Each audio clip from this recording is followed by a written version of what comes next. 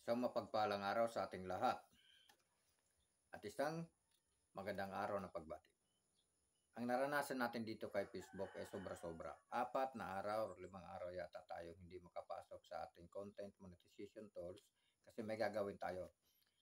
May ayusin tayo sa moderation access. So, ang nangyari pala sa ating account is lumampas na tayo sa limit ni Boss M sa kanyang uploading.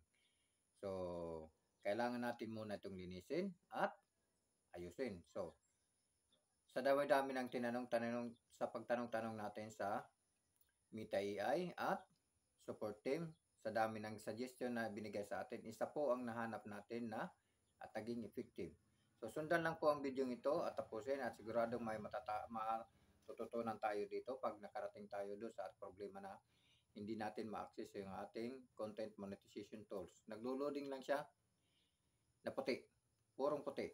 So ganito lang po ang gagawin. Unang-una, punta tayo po sa phone setting at hanapin natin ang ating app manager.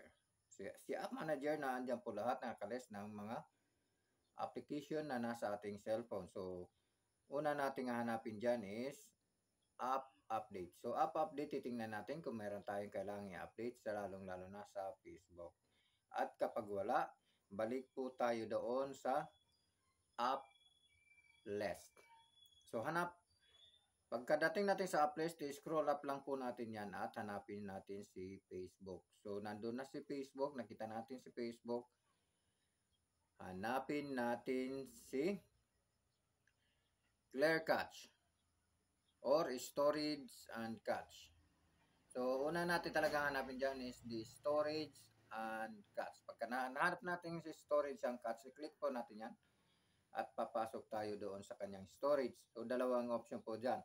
Clear Storage and Clear Cache. So, doon po tayo sa Clear Cache. I-click lang po natin yung Clear Cache para matanggal yung mga existing limits or lumampas na sa mga limits at hindi kailangan na sa ating storage sa Facebook. Kasi yung po ang nagiging dahilan kaya naghahang po tayo at hindi natin ma-access si Facebook. So, i-click po natin si Clear Cache at antayin ng konti kung anong at maging resulta at pag okay na siya, exit na po tayo at muli nating subukan yung ating Facebook sa content monetization tools kung ito'y magpapunction na or mapapasok na natin. So katulad ko ng ginawa ko pagkatapos nating i-clear cache, after few seconds, nag-exit po tayo sa app settings. Lalong-lalo na sa Facebook. So pagdating natin, pagkalinis natin, na-clear cache na natin yung ating Facebook limits, existing limits na natanggal na po natin. At na-access na po natin yung ating Facebook at nakapag-upload na po natin. Nakapag-upload na po tayo. So sana nakatulong ang video ito at maraming salamat sa susuporta.